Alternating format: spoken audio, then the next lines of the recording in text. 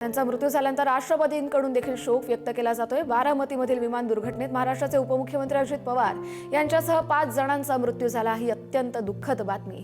अजित पवार यांचं आकस्मिक निधन हे कधीही भरून न येणारं नुकसान आहे, अशा शब्दात आपल्या राष्ट्रपती द्रौपदी मुर्मू यांनी शोक व्यक्त दुःखद आणि दुर्दैवी घटना अजितदादांच्या जाण्याने झालेली आहे।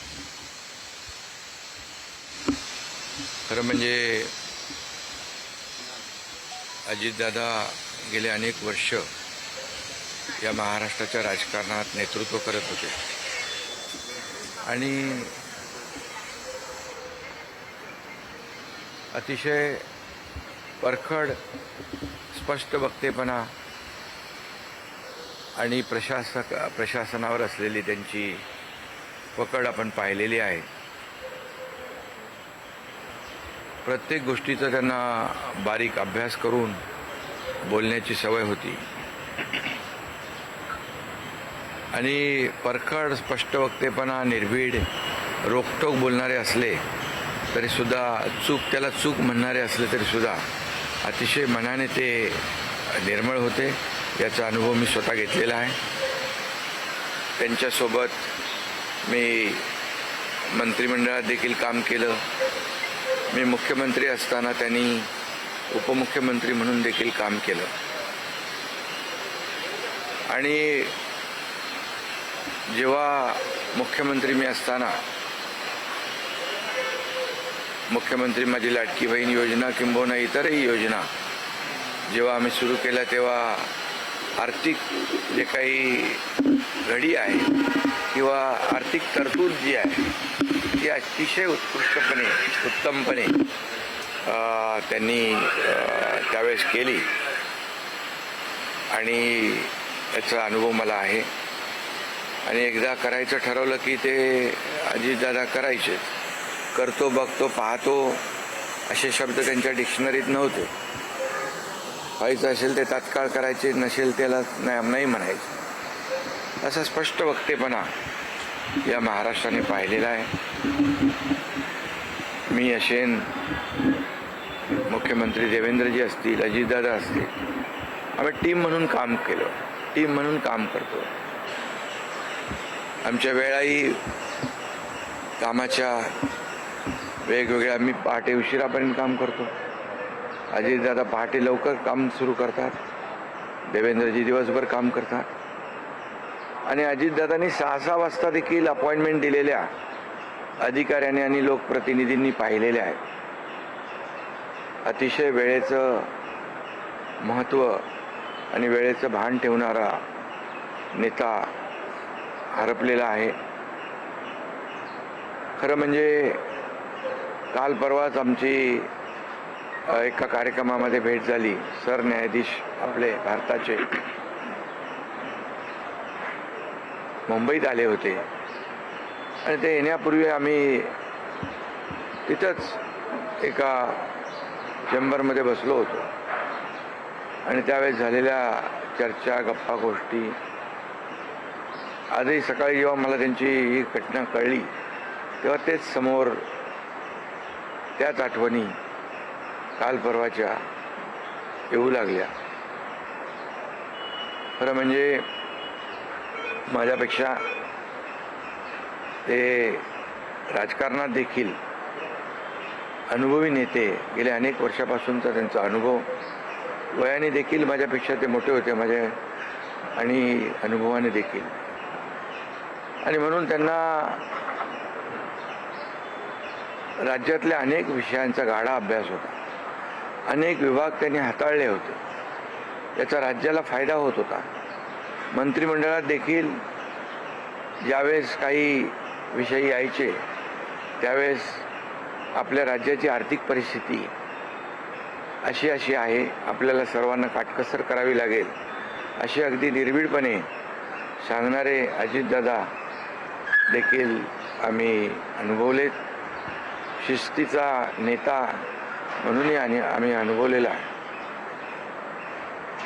आणि त्यामुळे त्यांच्या जाण्याने फक्त पवार कुटुंबियांचंच नाही तर संपूर्ण महाराष्ट्राचं न भरून येणारं नुकसान झालेलं आहे आणि माझ्यापेक्षा वयाने मोठे असल्यामुळे एक जी काय आमची गेल्या अनेक वर्षापासूनची जवळीक निर्माण झाली होती, त्यामुळे राजकारणातले आम्ही तिघजण एक टीम म्हणून काम करत असलो तरीसुद्धा एक मोठा भाऊ हरपल्याची गेल्याची भावना देखील, दुःख देखील माझ्या मनामध्ये आहे आणि मी त्यांना भावपूर्ण आदरांजली अर्पित करीत असतानाच मनामध्ये फार दुःखाच्या भावना आहेत. त्यांचं कुटुंब हे दुःख पचवण्याची क्षमता, डोंगरा एवढं दुःख आहे, ही क्षमता ईश्वराने त्यांना प्रदान करावी. कुटुंबाचंच नाही, संपूर्ण महाराष्ट्राचं झालेलं आहे नुकसान.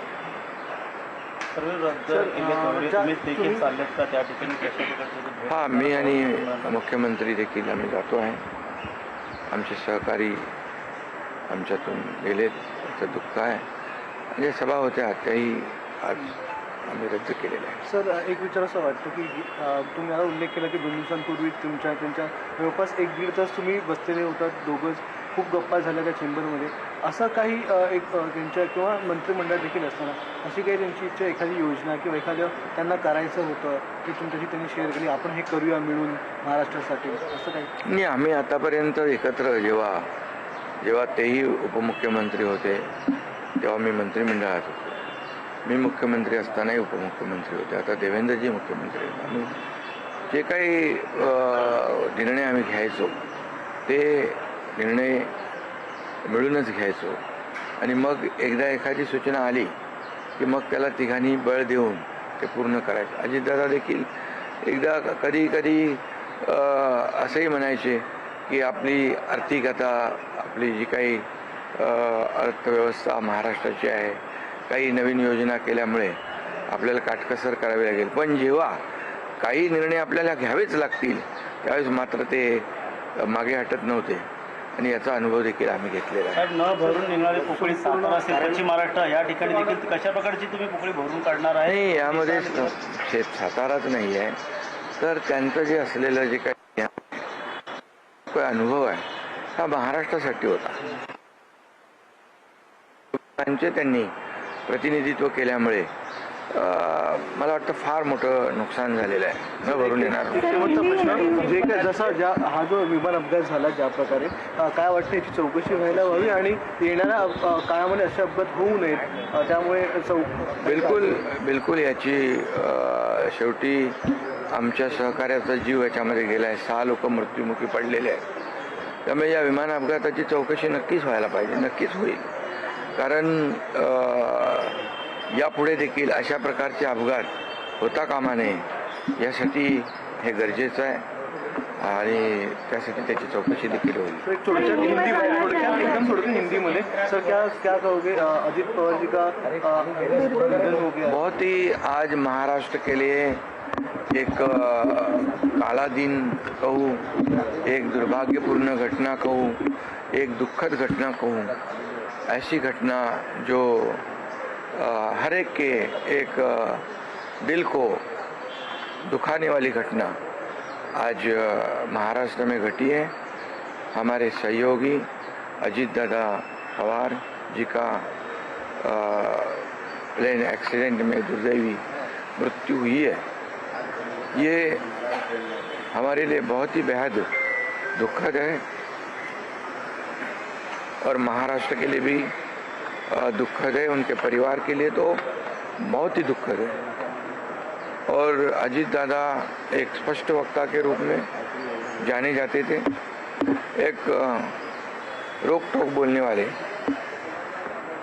देखता हूँ करता हूँ ऐसे शब्द उनके डिक्शनरी में नहीं थे. जो होना है वो तुरंत करते थे, जो नहीं होना है उसे साफ ना कहते थे. लेकिन वो कड़े शब्दों में कहते भी, लेकिन मन के बहुत अच्छे थे और इसका अनुभव मैंने लिया है. उनके उप मुख्यमंत्री कार्यकाल में भी मैंने मंत्री के रूप में काम किया. मैं मुख्यमंत्री था तभी उन्होंने उप मुख्यमंत्री के रूप में काम किया. आज देवेंद्र जी मुख्यमंत्री है आणि म्हणून त्यांना राज्यातल्या अनेक विषयांचा गाढा अभ्यास होता. अनेक विभाग त्यांनी हाताळले होते. याचा राज्याला फायदा होत होता.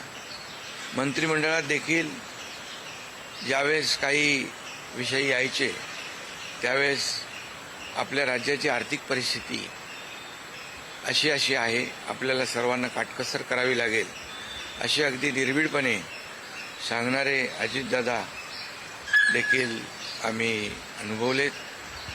शिस्तीचा नेता म्हणूनही आम्ही अनुभवलेला आहे आणि त्यामुळे त्यांच्या जाण्याने फक्त माझ्यासारख्याला वडील नाही त्याची जाणीव नाही होती.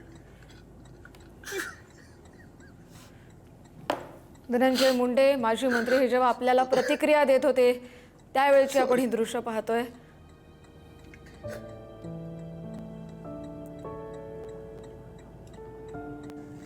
अशा वेळेला काहीच सुचत नाही. आपला नेता आज आपल्यातून गेलेला आहे.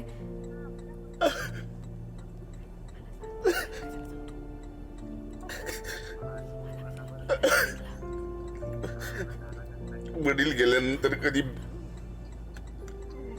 माझ्यासारख्याला वडील नाही त्याची जाणीव नाही होती.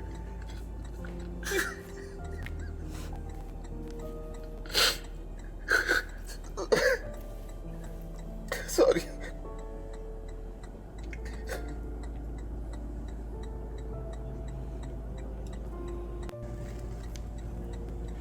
मगाशी धनंजय मुंडे यांनी पुढारी न्यूजकडे आपल्या भावना व्यक्त केल्या त्यावेळेची ही दृश्य. वडील नाही अशी भावना कधीच त्यांनी निर्माण होऊ दिली नाही. नेहमी वडिलांप्रमाणे ते पाठीशी उभे राहिले अशी प्रतिक्रिया धनंजय मुंडेंनी दिली. माझ्यासारख्याला वडील नाही त्याची जाणीव नाही होती.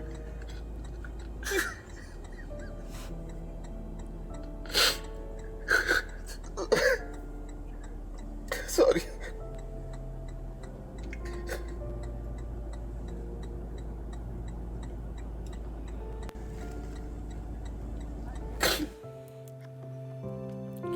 प्रताप चिखलीकर हे देखील त्यांना रडू कोसळते. सगळ्यांनाच अश्रू अनावर झालेत. अमोल मिटकरी या सगळेच राष्ट्रवादी काँग्रेसचे सगळेच नेते मंत्री त्यांचे समर्थक कार्यकर्ते आज सगळ्यांवरती आज दुःखाचा डोंगर कोसळलाय. हसन मुश्रीफ असतील प्रतिक्रिया देताना शब्दही फुटत नाहीयेत कारण अजितदादा आपल्यातून अचानक निघून जातील असं कुणालाच वाटलं नव्हतं.